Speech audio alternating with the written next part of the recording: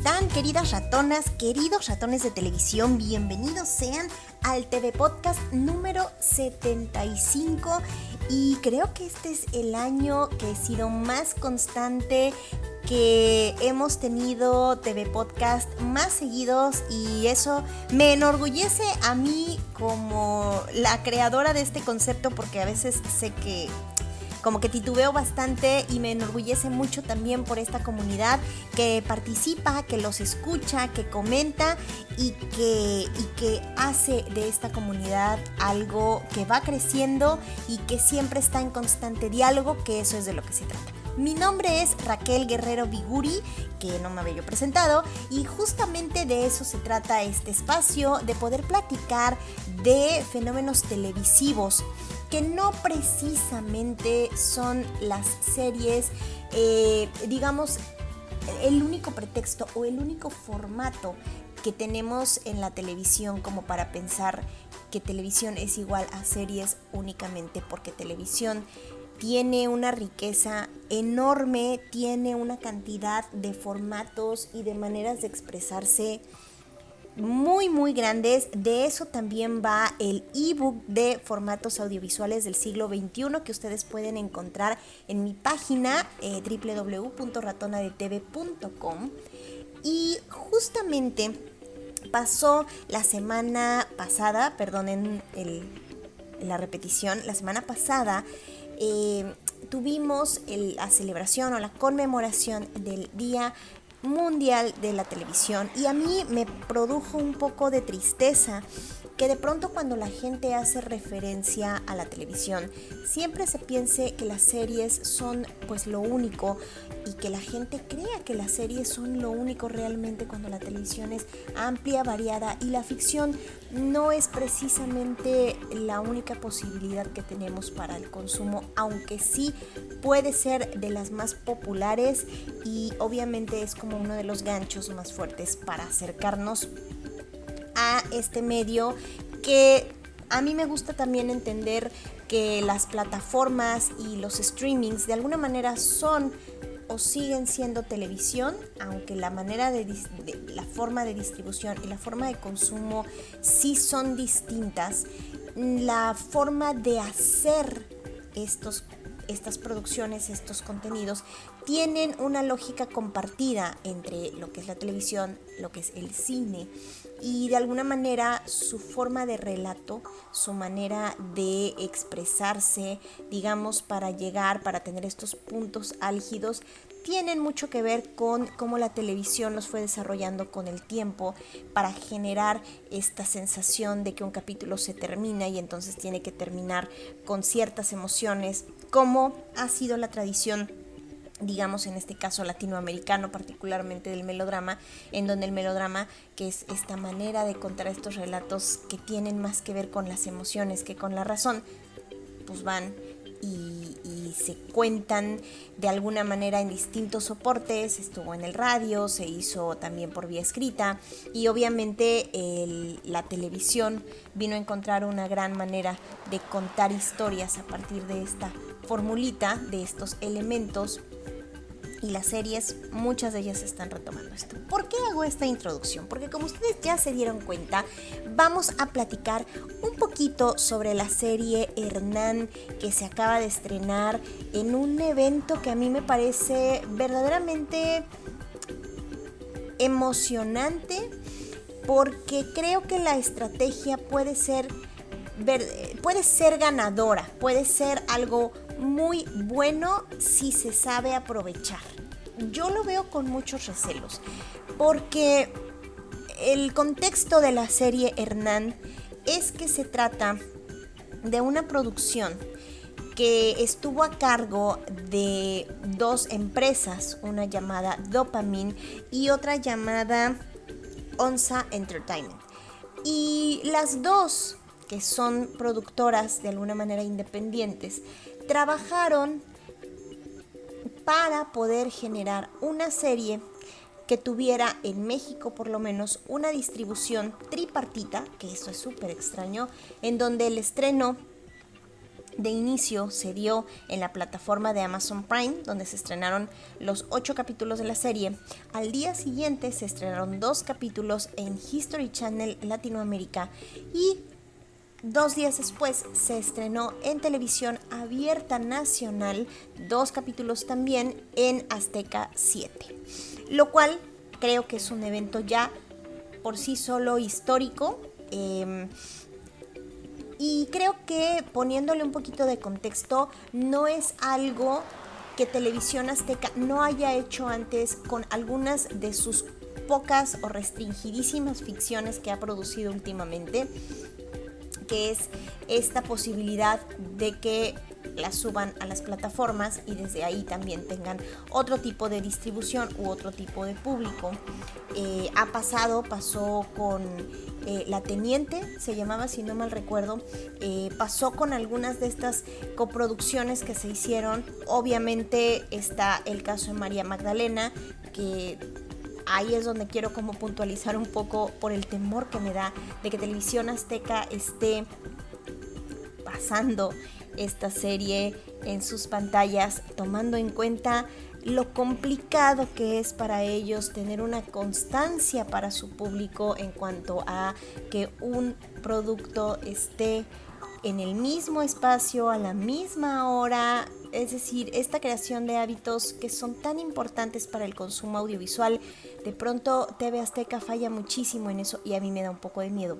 Aunque me alegra que el hecho de que tengan un compromiso con estas otras 2 empresas y que no sea solamente Televisión Azteca lanzando su producto, sino Televisión Azteca más Amazon Prime más History Channel, creo, y el hecho de que también sean muy pocos capítulos, creo que obligan a que Televisión Azteca pueda tener cierta constancia, porque la apuesta no está directamente encaminada o únicamente encaminada al consumo, digamos, que puede darles el canal abierto cuando esto se está dirigiendo a otros públicos que tienen mucho más el tema del nicho.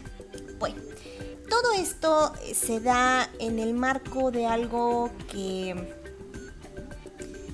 es lo que ha prevalecido en este 2019, que ha sido la celebración o la conmemoración, más que celebración, la conmemoración de los 500 años de la llegada de los españoles al territorio latinoamericano.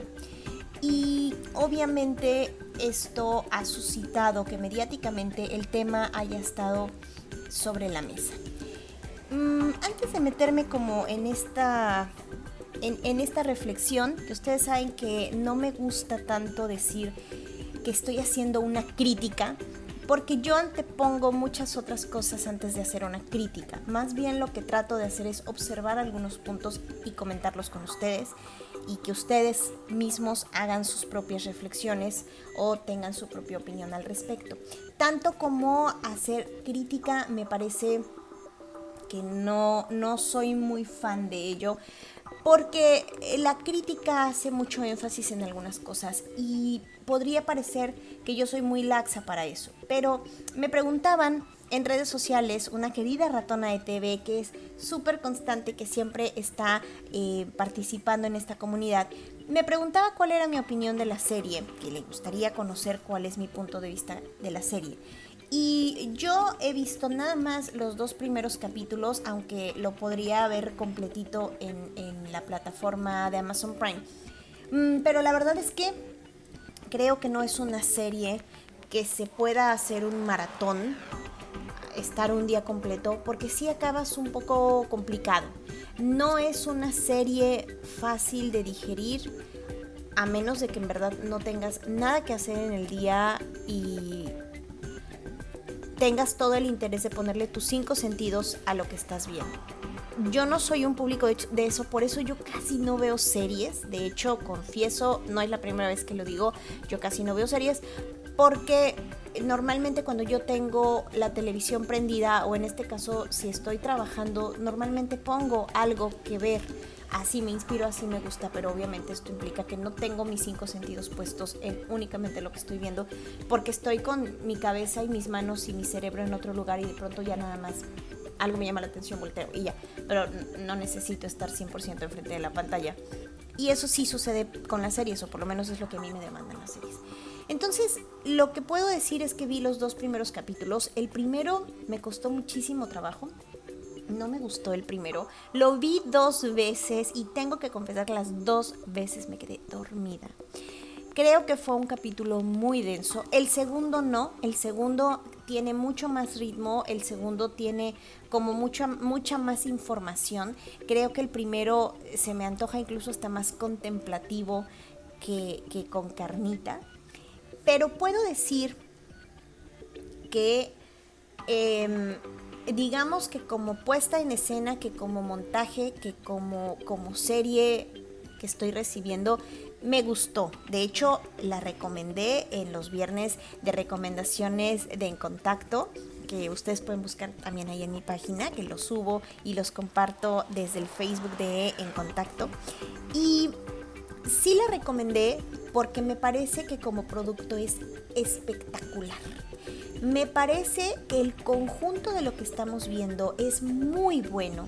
Audiovisualmente hablando, la serie no le pide nada a ninguna producción extranjera y creo que tiene buenos efectos especiales, creo que hay una gran caracterización, creo que hay un cuidado en cuanto a la ambientación, en cuanto a la iluminación, en cuanto a que estamos hablando de que toda fue rodada, digamos, en escenarios naturales, ¿no? Era complicado quizás pensar en un foro, a menos de, obviamente, todo lo que tiene que ver con la recreación de las ciudades, por ejemplo, Tenochtitlan, etcétera, que a lo mejor sí se me antoja que eso sí haya sido como un foro o algo así, pero todo lo demás son escenarios naturales que se grabaron en el sur del país.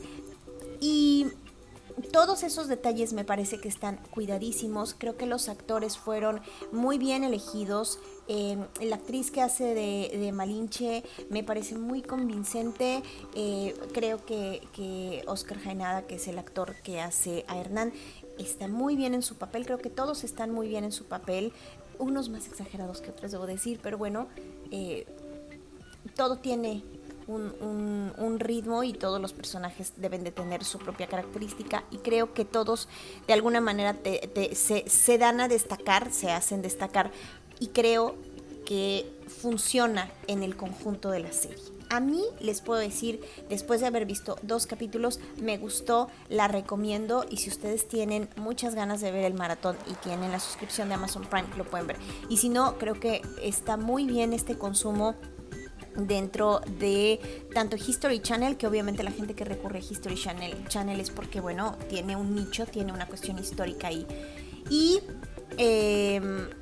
obviamente con más comerciales y con un poquito más de incomodidad los domingos a las 10 de la noche se pueden aventar los otros 2 capítulos porque así los van a estar pasando de 2 en 2, son 8, así que tampoco compromete mucho a nadie en Televisión Azteca. Ahora bien, dicho esto y dicho que realmente me gustó y que todo el conjunto me llamó mucho la atención y creo que es un producto que se parece mucho a, digamos, visualmente y en cuanto al ritmo y en cuanto al relato, se acerca mucho a lo que han estado haciendo por muchos años los españoles con series históricas.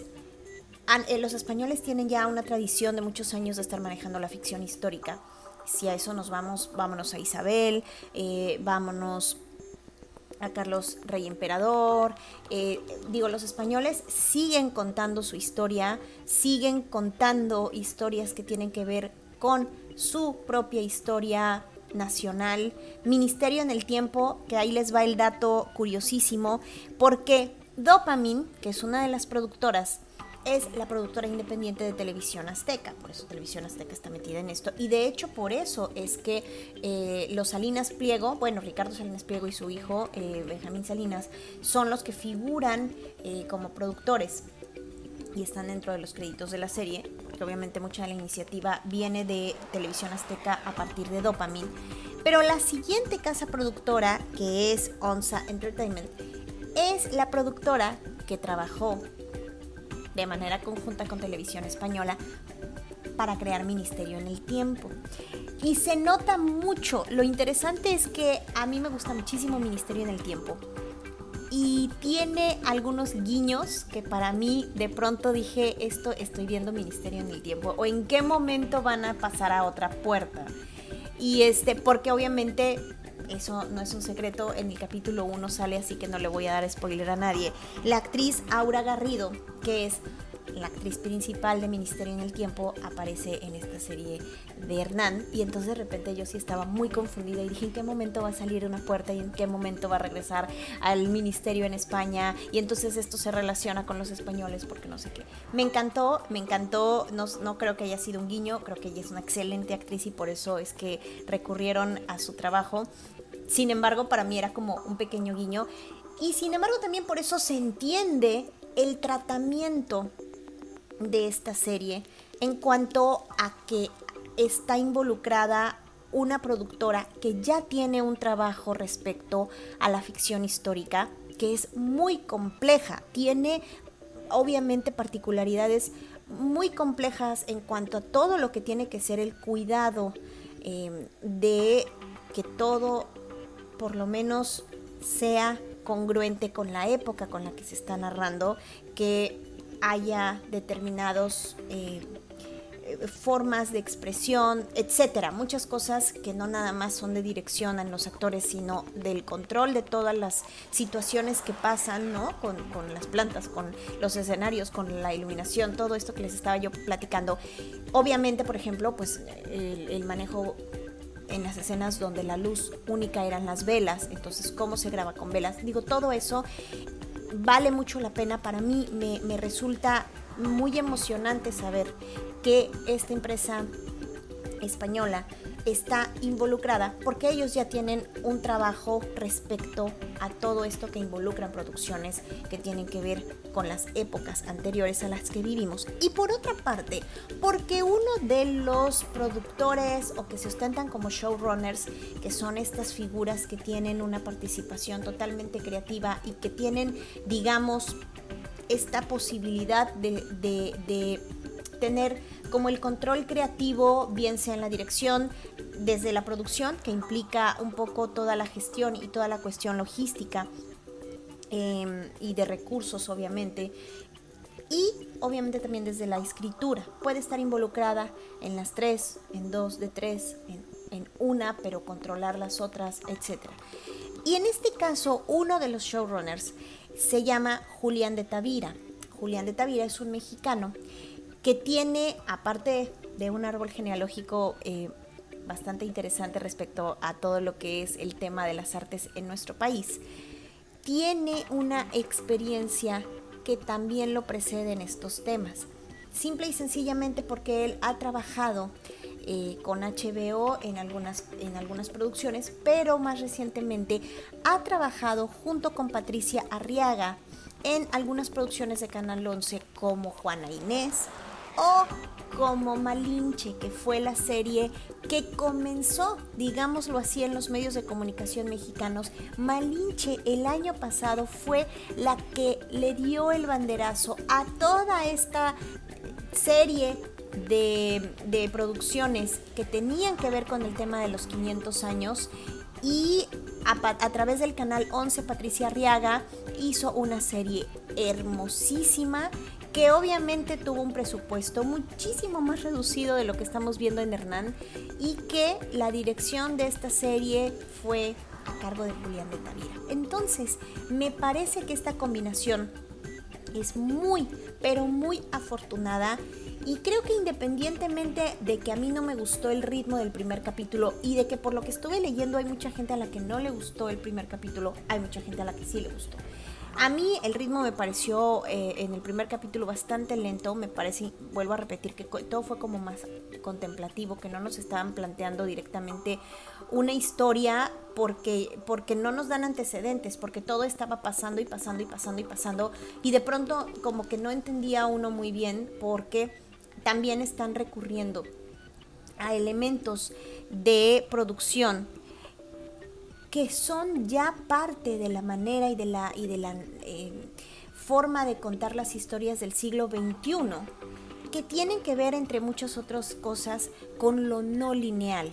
que tienen que ver con estos cambios, estos giros, estos brincos en el tiempo que nos permiten estar observando 3 realidades o 3 momentos en un mismo capítulo. Aquí creo que están muy claros, o al menos así me parecieron a mí. Estamos viendo el año de la llegada, 1519, pero también estamos viendo un año antes y estamos viendo un año después.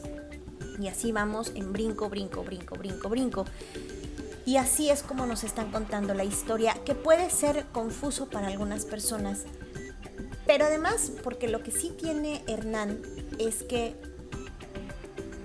no te pone en contexto. Te ponen solo una pequeña leyenda cuando empieza el capítulo y de repente la serie se suelta. No hay un narrador, no hay nada que te haga introducirte a la historia más que el conocimiento que uno pueda tener sobre la historia, o esperar a que los eventos que te están contando de manera desordenada, por decirlo de alguna forma, te planteen la situación a la que quieren llegar, o que captes, ¿no?, cuáles son los elementos que ellos están retomando.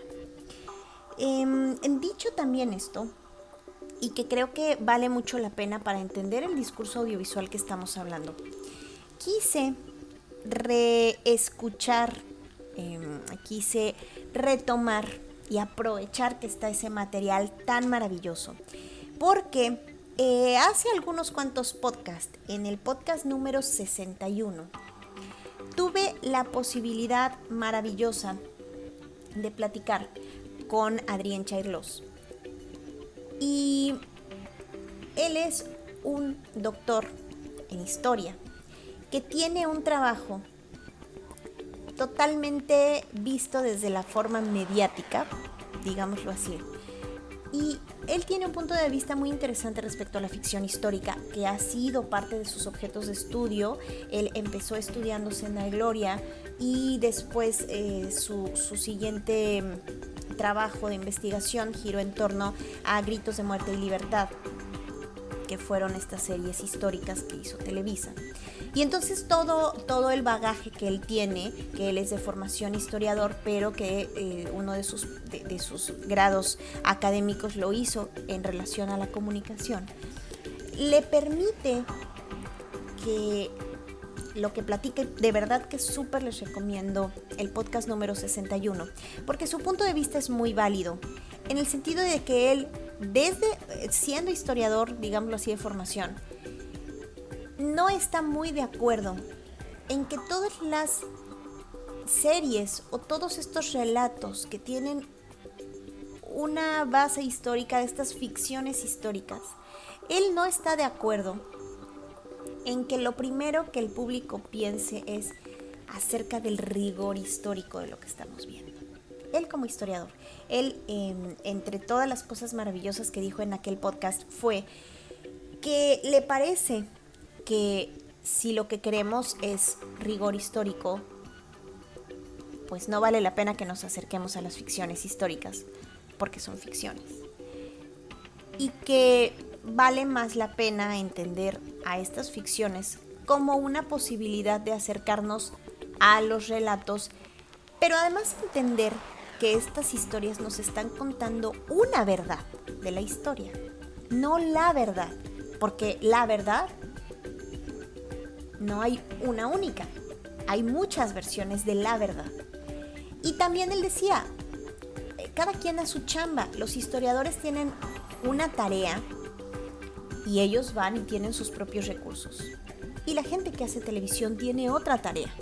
Si se empatan, sí, obviamente el trabajo audiovisual está supervisado y tiene una buena relación con la gente de la historia, es extraordinario.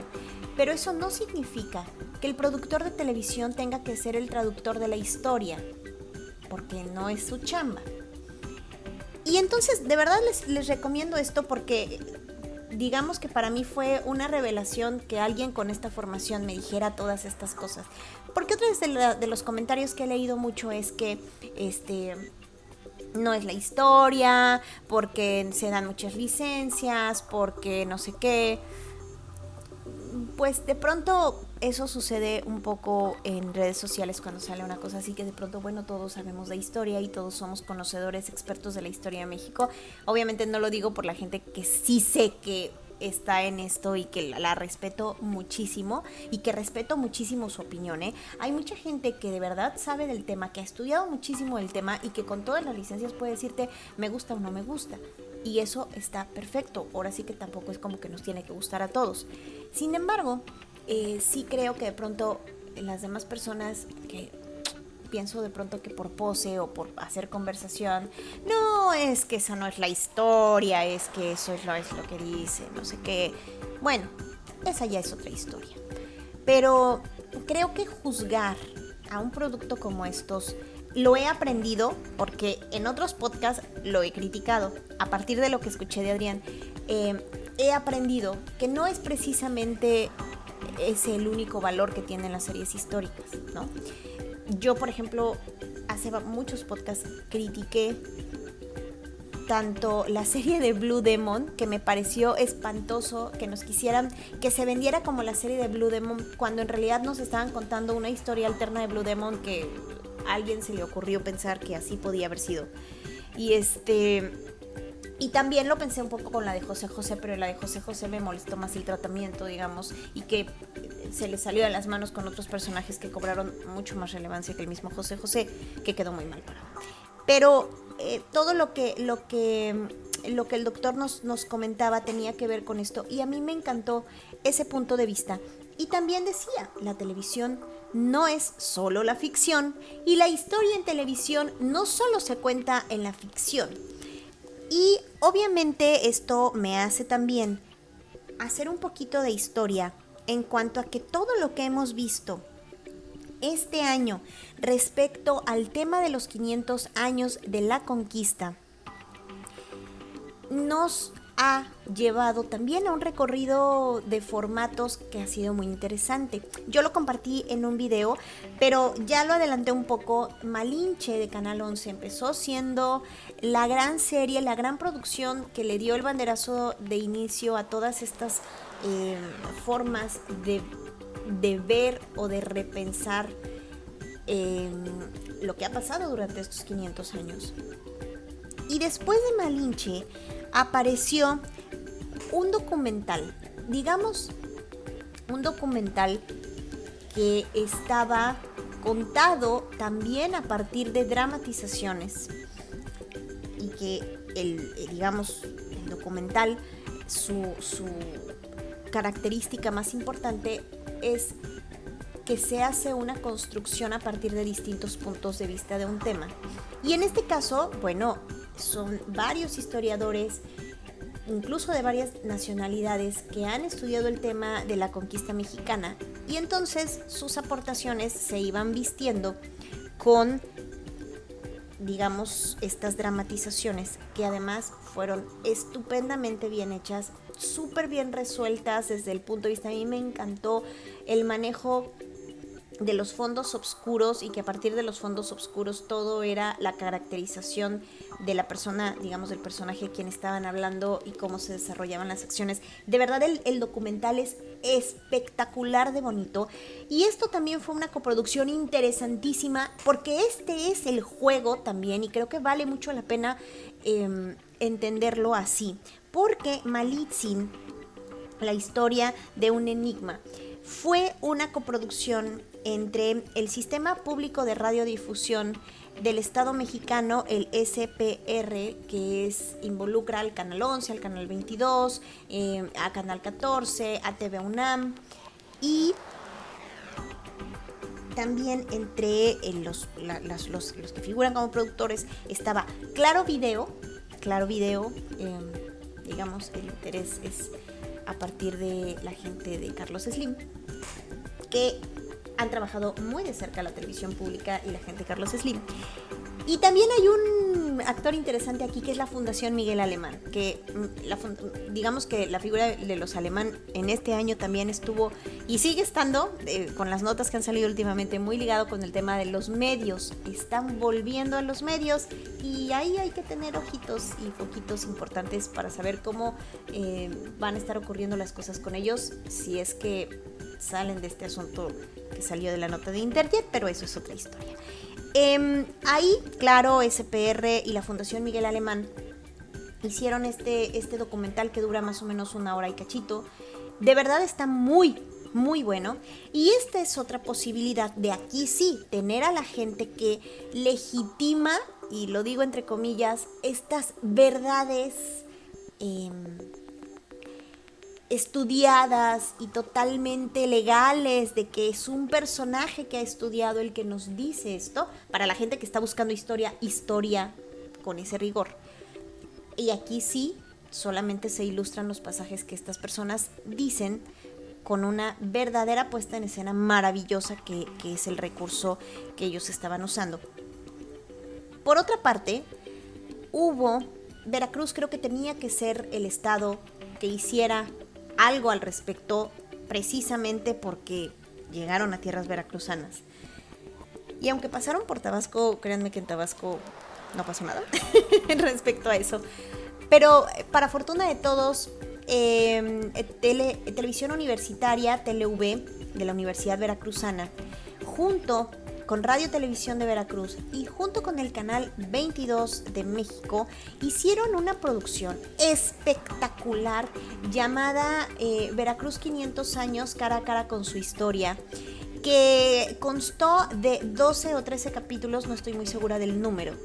Y aquí estamos hablando de otros formatos, de otras maneras de acercarnos a esta misma historia, que tiene que ver, ahora me refiero con eso, que tiene que ver con documental, mesas redondas, fragmentos de música, una reelaboración desde, digamos, todo lo que tiene que ver con los formatos testimoniales, que tienen que ver con el estar dando una opinión, ya sea en una mesa redonda, ya sea con un entrevistador y viendo hacia la cámara, ya sea a partir de una entrevista, pues, ya sea a partir de un conductor que es el que está dándole una hilación a todo este documento, y obviamente con mucha música, que de eso se trató. Y aquí justamente estamos hablando de que este documento no se centraba directamente en la figura de Hernán Cortés, sino que lo que hacen con estos 12 o 13 capítulos es qué sucede desde que llegan, qué ha pasado en estos 500 años, cómo influyó esto desde el punto de vista social, desde el punto de vista político, desde el punto de vista económico, desde el punto de vista cultural, cómo fuimos construyéndonos a partir de ese evento. Y es verdaderamente precioso, bien cuidado, muy bien hecho, de verdad que mis respetos para toda la gente que estuvo trabajando muchísimo. Quizás no fue una producción con muchísimo presupuesto, pero es un documento que vale mucho la pena, que ustedes pueden ver en el canal de Televisión Universitaria, en su canal de YouTube. Les voy a dejar las ligas en la cajita de texto, en el blog, para que ustedes busquen, porque de verdad que vale muchísimo la pena. Y esta fue otra de las maneras en las que se vivió todo este ambiente de los 500 años, y que, por ejemplo, hubo uno que a mí me llamó mucho la atención, en donde hablaban de los piratas, cómo se vivía la historia en el mar, pues en el mismo mar que trajo a los españoles. ¿Cómo era este tema? Los piratas eran como los vemos con Juan del Diablo, tenían parches, tenían las patas huecas, ¿saben? Era toda esta posibilidad de que los historiadores nos platicaran, no desde sus lugares y recintos académicos o los congresos, sino que se acercaran a la pantalla y en comunidad, en plática, en una, digámoslo así, se me olvidó el nombre, en una tertulia, pudieran platicar, discutir y sabrosear un poco el tema, como de alguna manera lo hacen, por ejemplo, en Los Conspiradores del ADN 40, que es sabrosísima, un poco así, pensando un poco en este tipo de maneras de hablar de la historia, que mediáticamente hablando hay muchas posibilidades. Insisto, la ficción no es la única. Y obviamente, bueno, pues caemos a Hernán. y con todos los elementos que hemos estado platicando durante este podcast. Así que yo creo que hay un último elemento que hay que tomar en cuenta a la hora de sentarnos a ver esto, que nada más como para ir cerrando este punto, me gustó mucho una de las observaciones que hizo o de las recomendaciones que hizo Adrián en la conversación que tuvimos en el podcast número 61 sobre ficción histórica, que es simplemente el que, independientemente de todo lo que podamos ver por fuera del contenido, él nos recomienda, una vez que se sienten a ver el producto, disfrútenlo, porque también de eso se trata, de disfrutarlo. Ahora bien, el mismo Adrián hace una observación que me encantó, porque creo que viene a este último punto que quiero desarrollar antes de terminar el podcast. Y él habla de que toda visión del pasado en este momento nos está dando una visión de nuestro presente. Es decir, estamos contando el pasado desde este presente. Y desde este presente hay muchas cosas que están saliendo a la luz. Y obviamente, pues no hay por qué evitar o no hay como por qué no pensar en todo lo que está sucediendo también respecto al discurso político. ¿En qué momento se inserta el discurso de lo político, el discurso histórico, en el momento histórico que estamos viviendo en el presente? Y obviamente esto puede especularse muchísimo. Obviamente no es como que esta serie saliera de la nada y de repente de un día para otro, ya aquí tenemos la serie, ¿no? Esto es un trabajo de muchos años, de mucha planeación, de muchos meses, de un trabajo más exhausto. Sin embargo, en este momento en el que la serie se estrena, pues de pronto se cuelan algunas situaciones interesantes, como el mismo presidente que está hablando de Hernán Cortés. No precisamente hablar bien de Hernán Cortés, ¿verdad? Sin embargo, habla de Hernán Cortés. Y parecería como que está haciendo una labor interesante. No sabemos si la serie para darle coba al discurso del presidente o al revés. No lo sé. Yo en esos temas no me gusta poner mucho énfasis, porque, digamos, en este nivel de ejercicio, porque pues yo no sé, yo hasta eso soy bien ingenua para algunas cosas. Pero lo cierto es que es muy curioso, por ejemplo, en el marco de lo que está pasando en los medios de comunicación, cómo en este momento los medios, sobre todo las empresas que trabajan haciendo televisión de manera abierta, como lo son Televisa, Televisión Azteca, están muy molestos porque y están pidiendo que se recorten los tiempos oficiales dentro del, digamos, creo que sí, que se recorten los tiempos oficiales.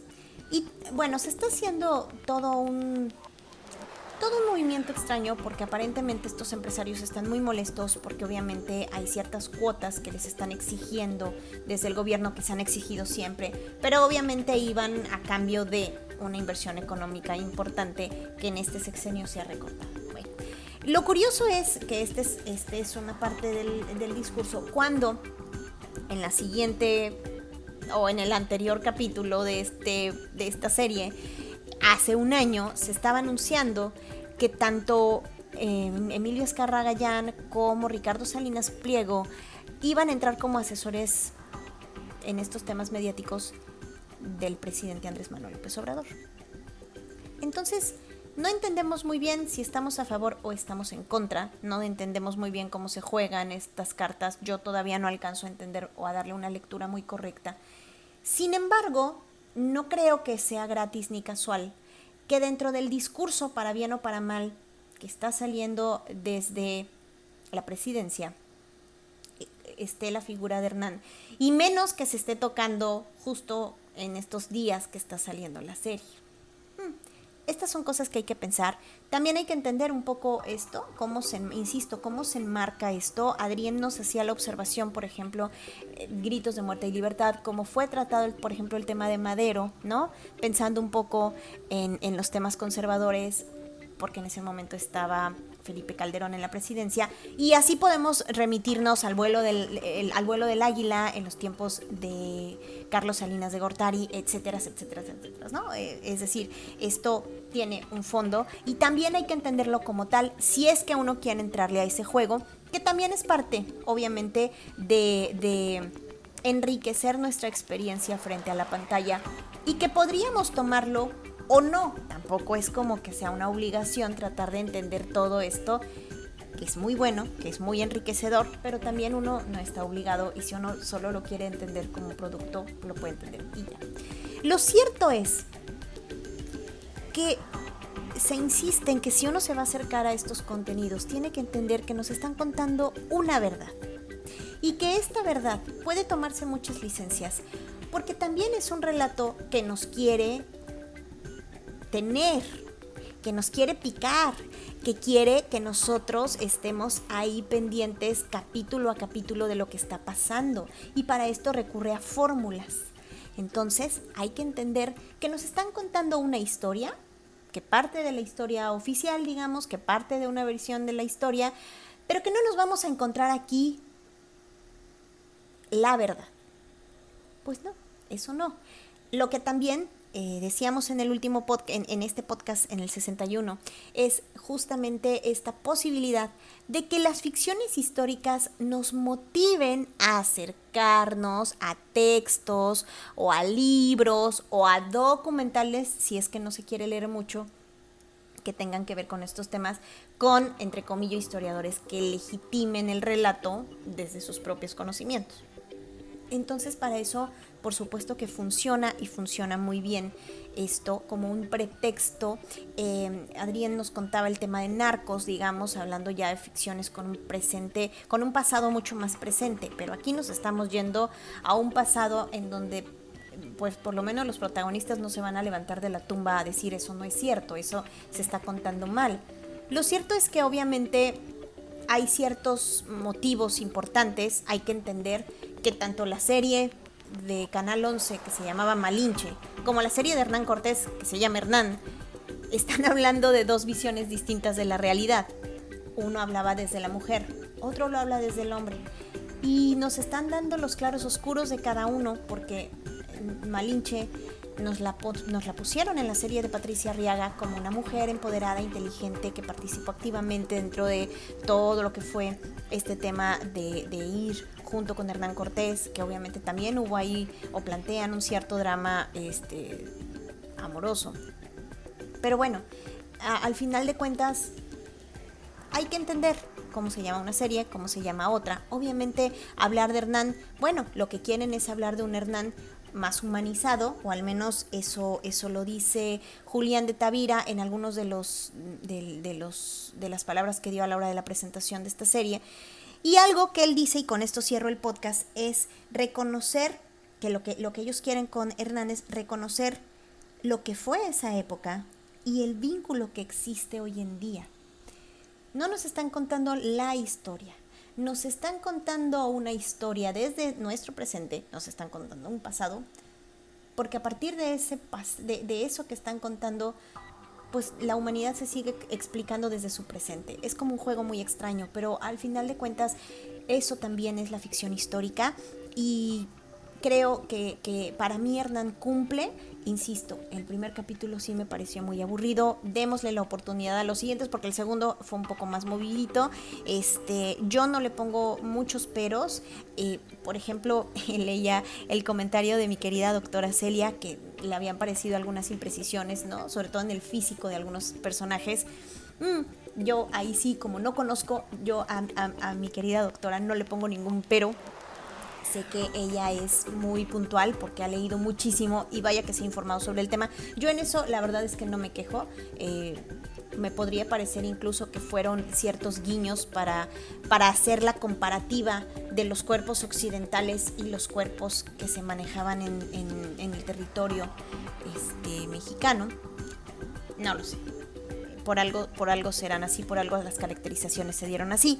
Y eso ya es también una cuestión totalmente creativa y totalmente, pues, que nadie puede saber realmente si son ciertas o no. Pero bueno, Eso es lo que yo opino de Hernán.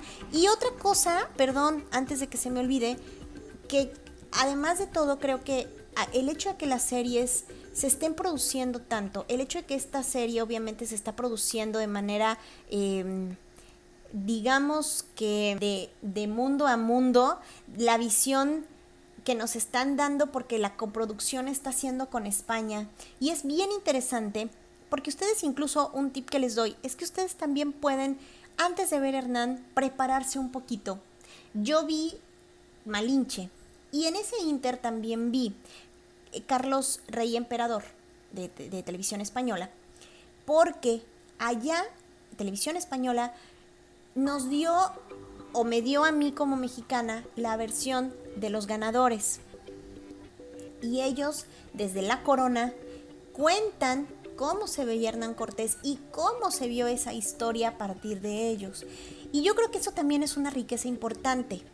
Podemos incluso a estas alturas del partido poner a dialogar a las series y decir, mira, aquí yo aprendí esto y entonces con el contexto que me dio esta, puedo comprender mejor esta y puedo entender que a lo mejor estas historias no las están contando de igual manera o no tienen algunos elementos históricos que concuerden, pero esto sí.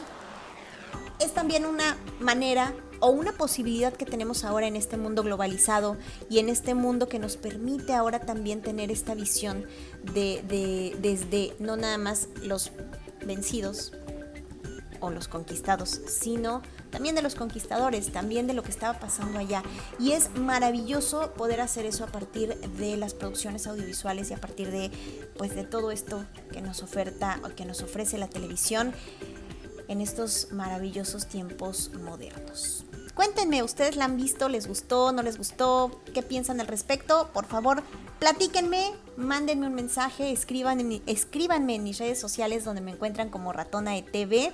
Estoy en Twitter, estoy en Facebook, estoy en Instagram y estoy en YouTube, que es una de las maneras en las que a lo mejor ustedes están escuchando este podcast, o también seguramente pueden estarlo oyendo desde iTunes o desde el iVoox, que es donde lo coloco en el blog, o también desde Spotify. Y si ustedes tienen alguno de estas plataformas, pues compartan, califiquen, suscríbanse por favor, porque la verdad es que me ayudan muchísimo con sus likes, con sus palabras, con sus reproducciones y obviamente con la conversación que generamos en alguna de las redes sociales y que me encanta siempre leer, porque además ustedes, no sé si sepan, pero yo también aprendo mucho de lo que ustedes me escriben y de eso se trata esta comunidad, de platicar no tan apasionadamente y con el corazón en la mano, sino también desde un poquito todos estos elementos como estos que yo planteo, o ustedes pueden tener los suyos propios, pero la cosa es que la televisión no nos pasa de largo y que la pensemos y la reflexionemos y que incluso hasta la lleguemos a respetar, porque se vale respetar el trabajo creativo de miles de seres humanos que están en esta industria, que es una maravilla. Yo soy Raquel y de verdad que me da muchísimo gusto poder platicar con ustedes. Espero que pueda yo tener otro TV Podcast más antes de terminar el año, porque realmente se viene un último mes bastante convulso, pero veremos, y si no, estaremos escribiendo algo en el blog, y si no, algo pasará. Gracias, nos estaremos escuchando en un TV Podcast más. Bye.